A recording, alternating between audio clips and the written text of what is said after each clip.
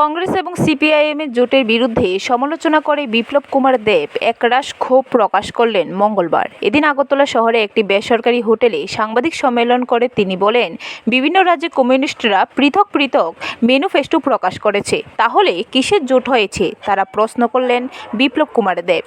তিনি বলেন, ইন্ডি জোট মানুষকে বেকুব বানাতে চাইছে, সুতরাং তারা যা খুশি তাই লিখে মানুষকে প্রতিশ্রুতি দিতে শুরু করেছে, হালকাভাবে লোকসভা নির্বাচন নিতে শুরু করেছে, কিন্তু এই নির্বাচন দ্বারা দেশের ভবিষ্যৎ নির্ধারিত হবে।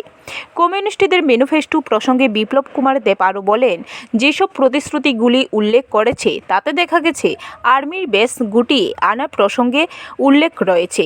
এর দ্বারা স্পষ্ট ভারতবর্ষকে তারা শেষ করে দেওয়ার বন্দোবস্ত করছে এবং তাদের ভারতবর্ষের মানুষ পছন্দ করছে না বলে তারা পাকিস্তান ও চীনকে খুশি করার জন্য এই ম্যানিফেস্টো তৈরি করেছে।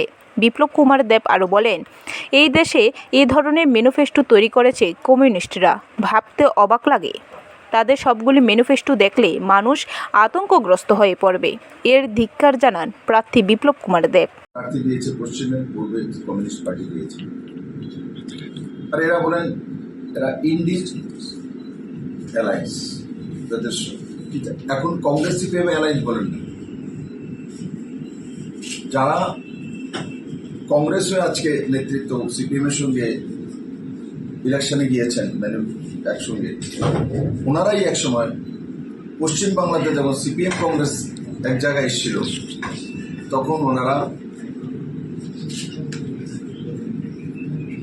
ওই দিকে না গিয়ে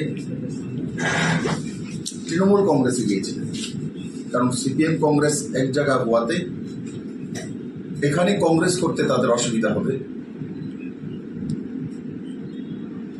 আর এটাই ত্রিপুরা মানুষের সামনে রেখে দিন, দেখো আমরা কত কমিউনিস্ট বিরোধী, কংগ্রেস কমিউনিস্ট ওয়েস্ট বেঙ্গলে একসঙ্গে হয়ে গেছে, তার জন্য আমরা কংগ্রেস পরিত্যাগ করে তৃণমূলে গিয়ে যাচ্ছি।